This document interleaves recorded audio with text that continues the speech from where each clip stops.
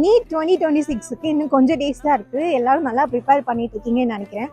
So இந்த ஒரு short டைமில் ஸ்டூடெண்ட்ஸ் என்னென்ன பண்ணணும் என்னென்ன பண்ணக்கூடாதுன்னு பற்றி தான் இந்த வீடியோவில் பார்க்க போகிறோம். ஸோ மறக்காமல் ஃபாலோ பண்ணிட்டு பாருங்க. இந்த டைமில் நிறைய ஸ்டூடெண்ட்ஸ் பண்ணுற மிஸ்டேக்ஸ் என்ன அப்படி பார்த்தீங்கன்னா, புது புது டாபிக்ஸ்லாம் எடுத்து படிச்சுட்டு இருப்பீங்க. ஸோ ஆல்ரெடி படிச்சதே திருப்பி ரிவைஸ் பண்ணுங்க. அதுவே உங்களுக்கு போதுமானது தான். ஸோ ரெண்டாவது என்னன்னு பார்த்தீங்கன்னா, நீங்கள் வந்துட்டு நிறைய கொஷின் பேப்பர்ஸ் ப்ராக்டிஸ் பண்ணணும். அப்போ தான் டைம் மேனேஜ்மெண்ட் எங்கே மிஸ்டேக் பண்ணுறீங்க, அதனால எங்கே ஃபோக்கஸ் பண்ணணும்னு உங்களுக்கு தெரியும். நீங்கள் அதுக்குன்னு டைம் ஸ்பெண்ட் பண்ணுங்க.